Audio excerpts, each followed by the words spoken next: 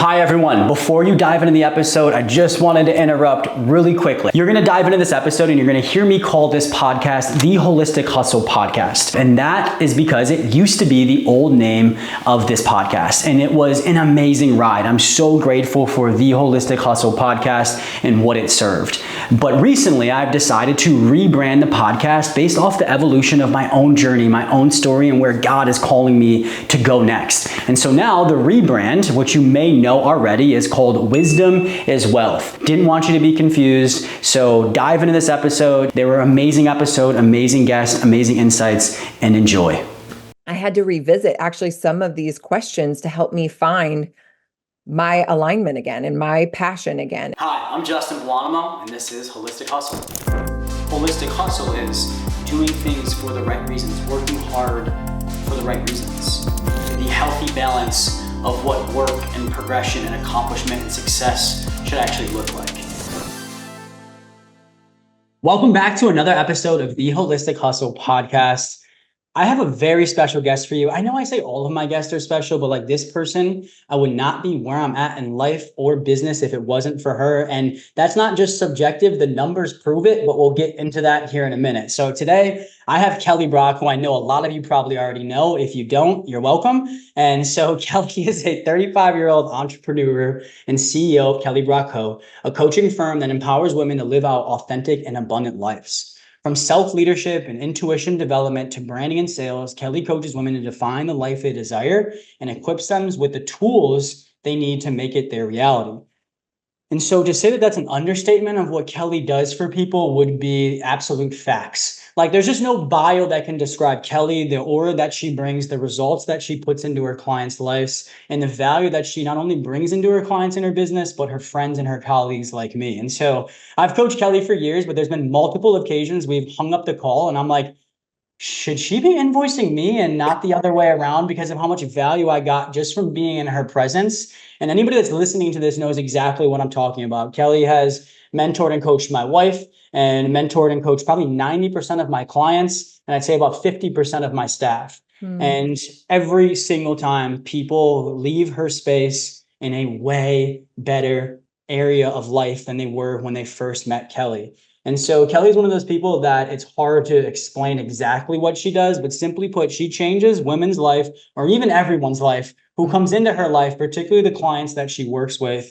And she helps them with their business, but she does it by unlocking the desires that the beautiful human being that her clients are, like what they want out of life. And Kelly is there to support them every step of the way to ultimately figure out how we're going to get there and pivot when accordingly, but ultimately celebrate when the results come. And so speaking of results, I would not have the results in my business if it wasn't for this woman. I swear to God, if this woman told somebody to walk off of a cliff while eating their shoe, they wouldn't think twice about it. They do it twice if they lived before, right? And so I promise you, this is an absolute treat of a guest. So I'm so excited for the audience. And Kelly, welcome to the show. I love you, and we're so excited to have you today. I love you back. And honestly, when you told me the name of your podcast, I thought, when am I a guest on it? Because holistic is my love language, right? And hustle, I can't help it, right? I am what I call a healing anxious achiever, someone who is really always ambitious. I'm a dreamer, but I'm really interested in how do we do that ambition in alignment. And so when you created the podcast, I was like, it's perfect. Like when we met, I knew we were kindred souls for sure. So I'm excited to be here.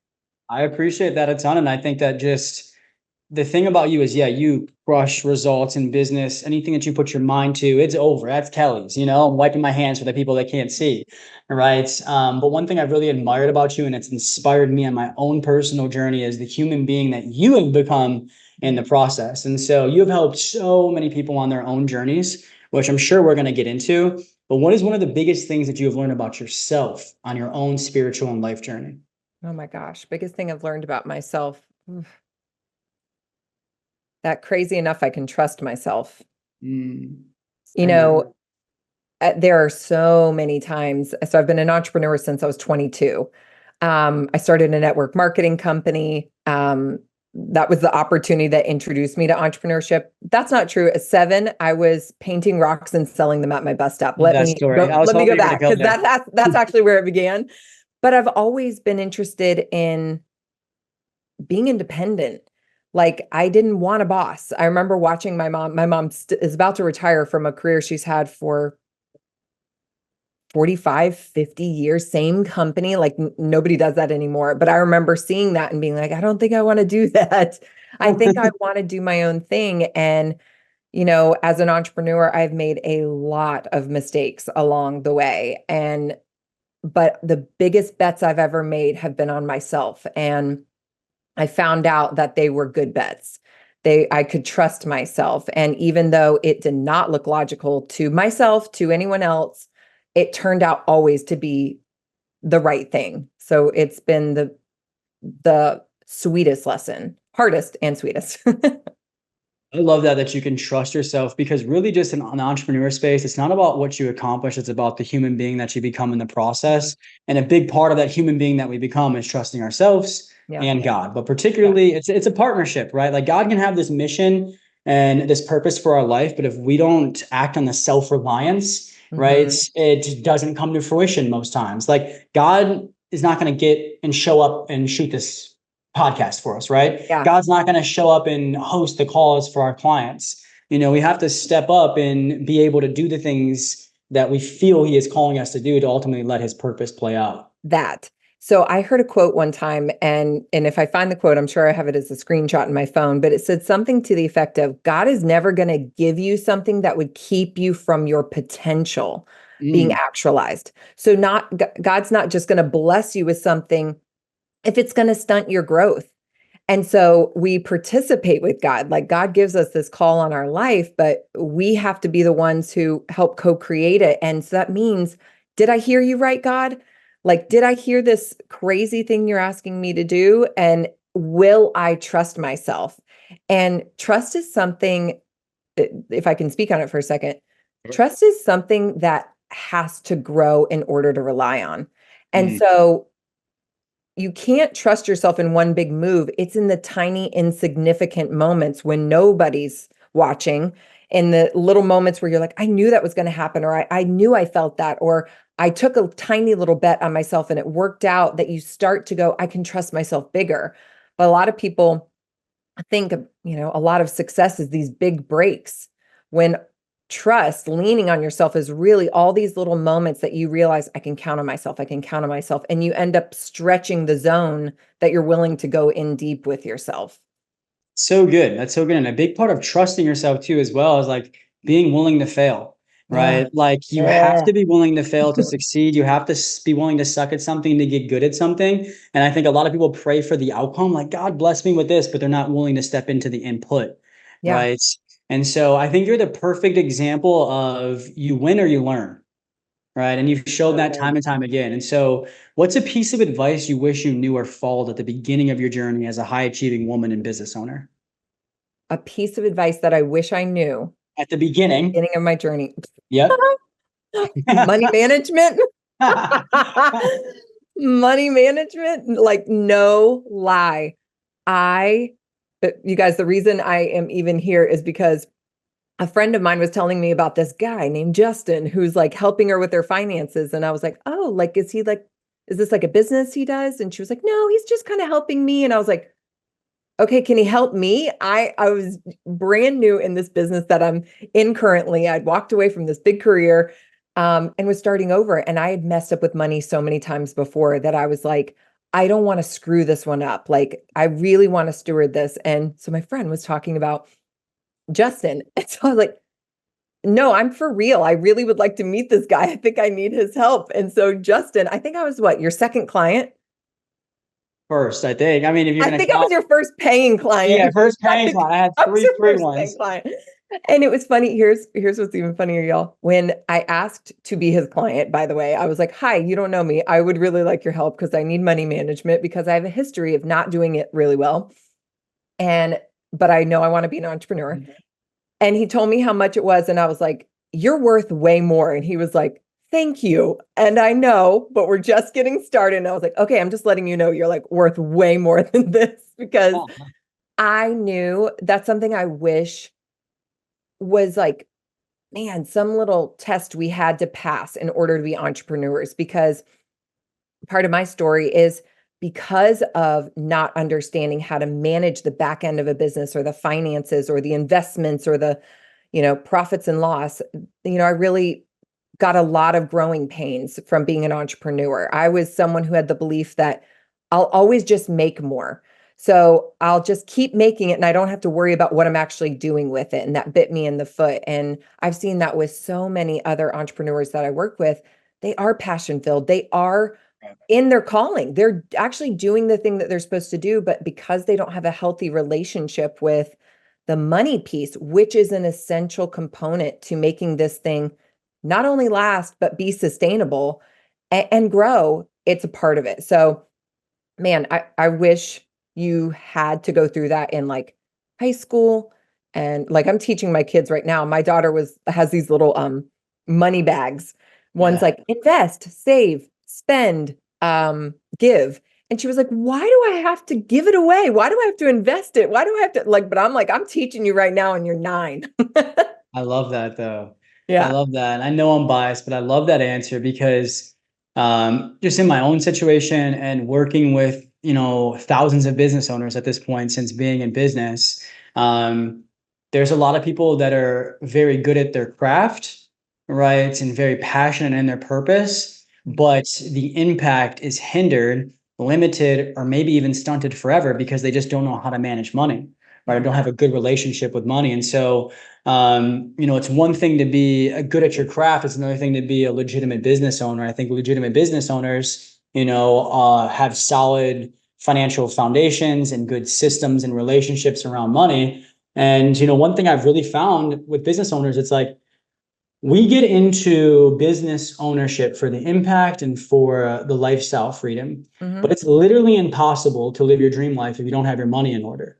Yeah. Right. And that's because usually our dream life is provided through our business, whether that be the flexibility it gives us with schedule, but also the money too that we're making to cover expenses and lifestyle. And hopefully, if we do it the right way, it's automatic for the rest of our lives.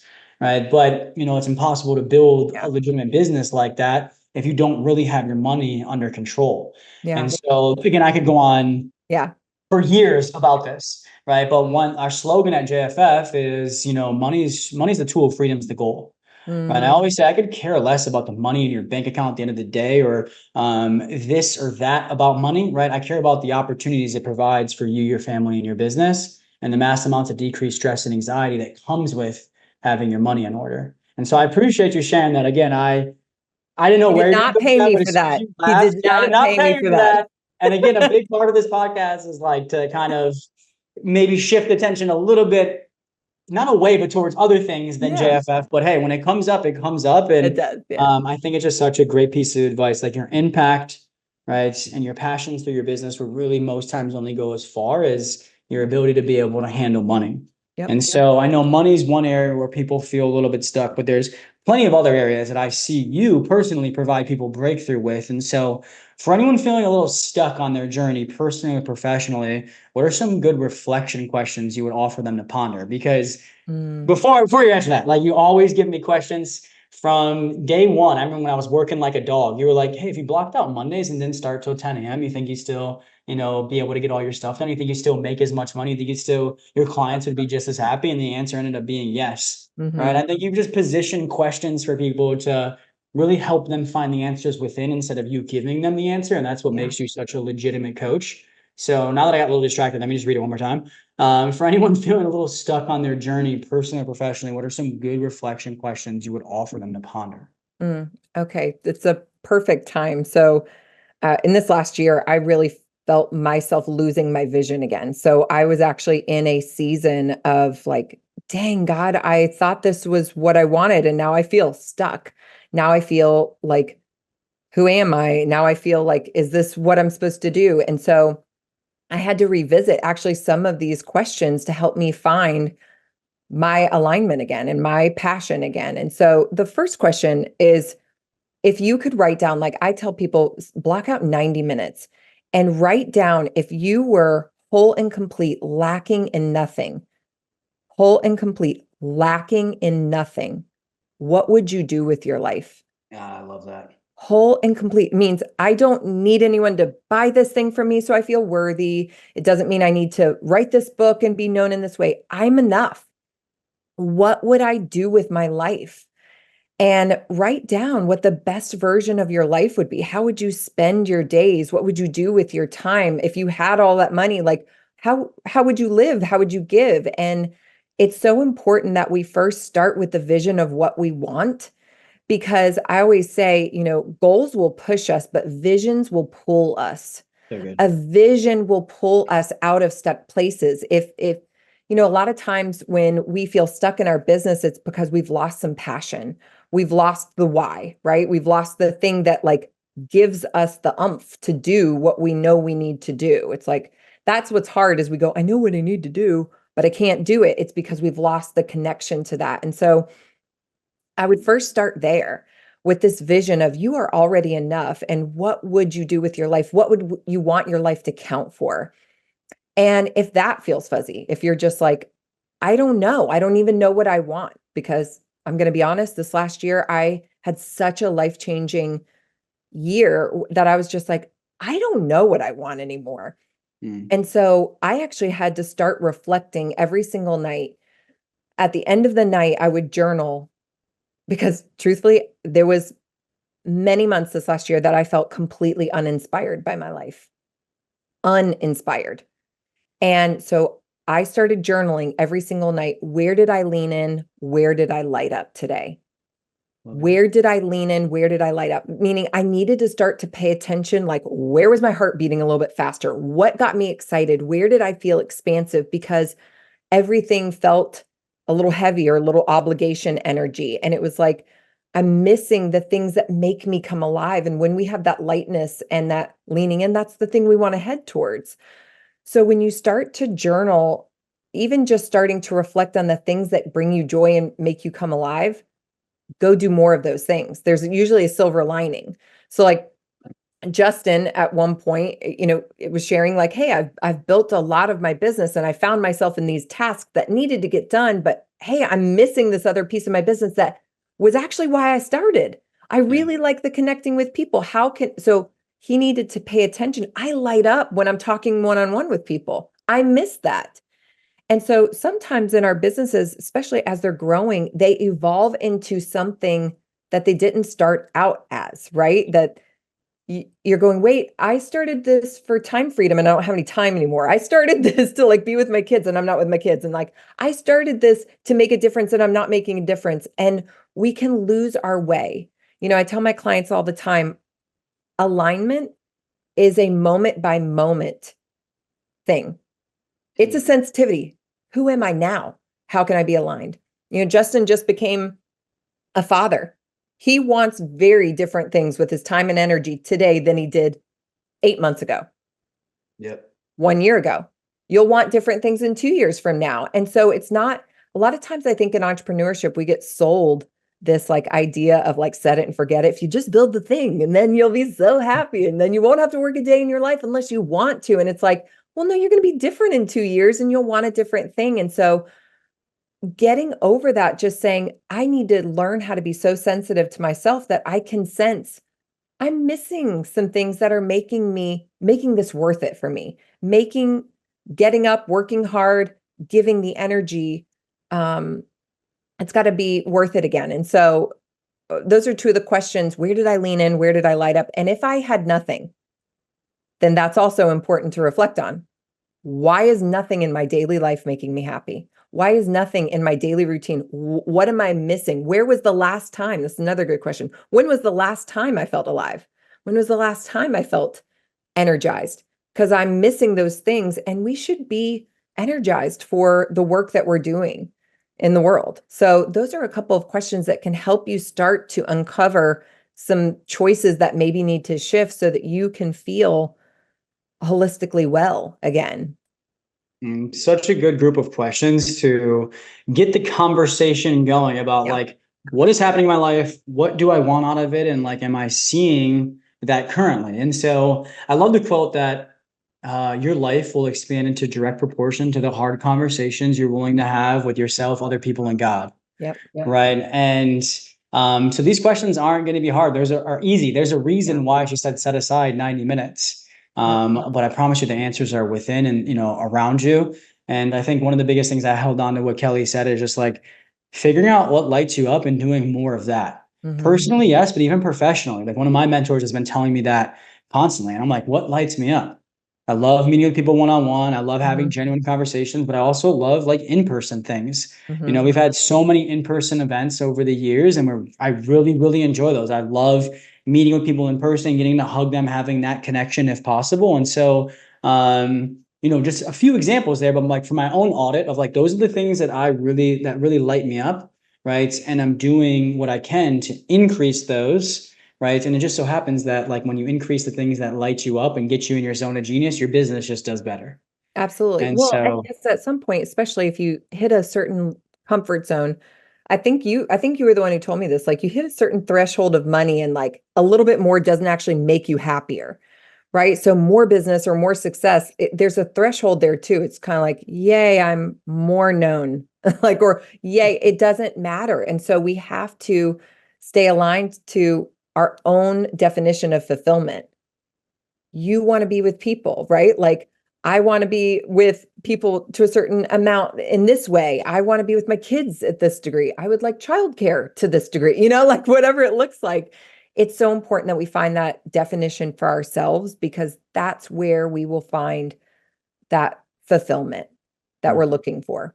yeah. And I think the questions you asked are what made you such a good coach and what helps you develop other great coaches. And I know that because three of my coaches have went through your program and a bunch of other coaches that I've worked with also do. And so you have your coaching certificate coming back out here soon. So Yeah. you want to talk through the details of that just so people know if and how to make that happen for themselves? Yeah. So I'll kind of share why I created it. So when I started this business, it was kind of when everybody was becoming online coaches. It's kind of like Just you telling can somebody call that. yourself a coach and you can start a business. And I was one of those people. I had self-taught some things. I had learned from my expertise in being an entrepreneur, and I started teaching other women to do that.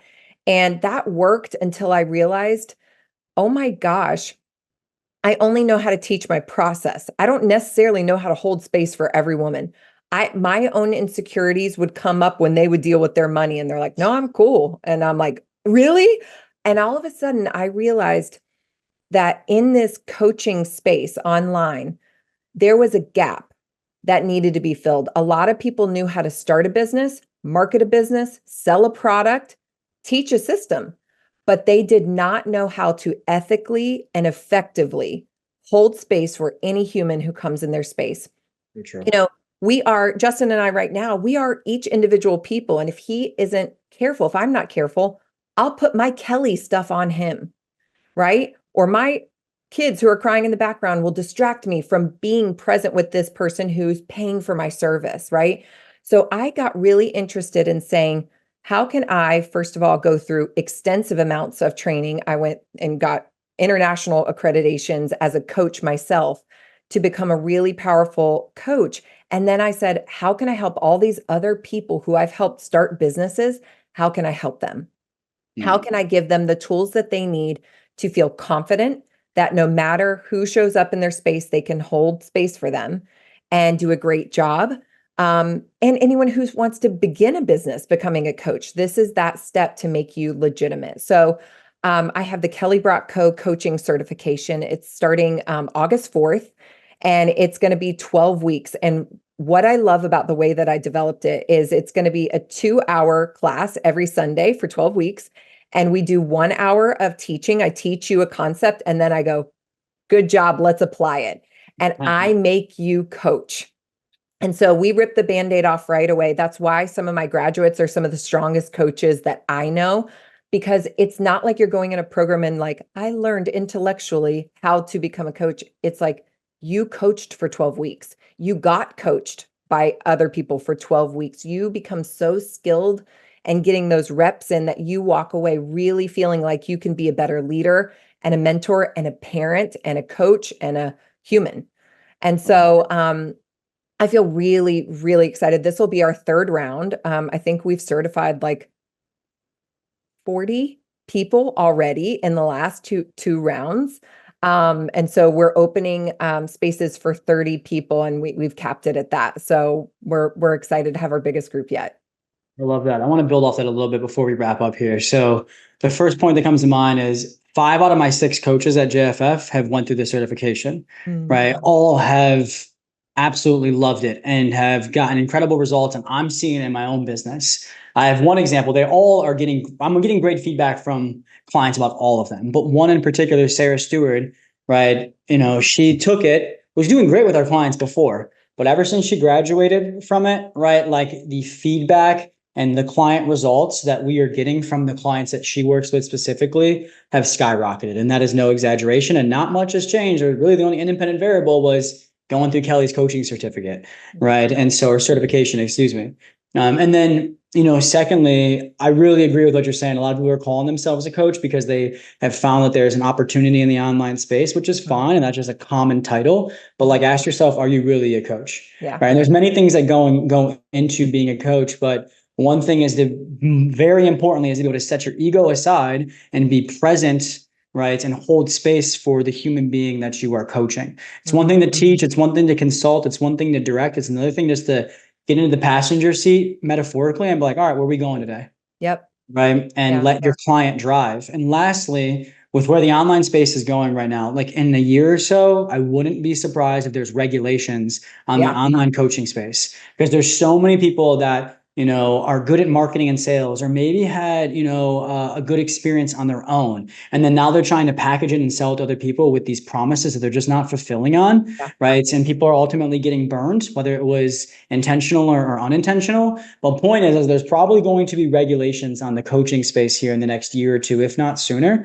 And having things like a coaching certification is going to probably be a requirement eventually. So before we even get there, and set yourself up for success and do it early, do it often, right? And just get into the space of somebody that is a phenomenal coach, is certified herself, and has also done it for many other people, right? Again, it's one thing to go out and get coached by somebody who has done something for themselves. It's another thing to go out and get coached by somebody who knows how to do it for other people and has done it for other people. Right. And that's what Kelly offers. And so sprint to this offer. Please sprint to this offer. We will have information in the show notes. And then worst case scenario, Kel, where can people find you and reach out and connect? Yeah, absolutely. So I'm on Instagram. You can follow me at Kelly Brock. And also my website is kellybrockco.com. And on there are all of my available offers. And you'll see the coaching certification is live and the doors are open. So we would love to have you be a part of our next cohort of like incredible transformational coaches. Awesome. Again, highly recommend it. Highly recommend, just worst case scenario, just somehow, some way getting into Kelly's world. Right? Shoot her a follow on Instagram, shoot her a message, and please re-listen to this episode, take notes, take these golden nuggets that you're able to get from Kelly for free. And Kelly, thank you so much for coming on the show. We really appreciate you. Absolutely. Love you, friend. Love you too. Thank you, everyone, for coming to another episode of the Holistic Hustle podcast. As I say at the end of every episode, I am solely just trying to create content that's going to change the world, and bringing on guests like Kelly massively help with that mission. And something else that massively helps with that mission is when you share these episodes, download, subscribe, right? If you know somebody that would benefit from what you heard here today, please share it with them, and we'd be honored to impact them through this message. So thank you all for showing up. We'll see you on the next episode.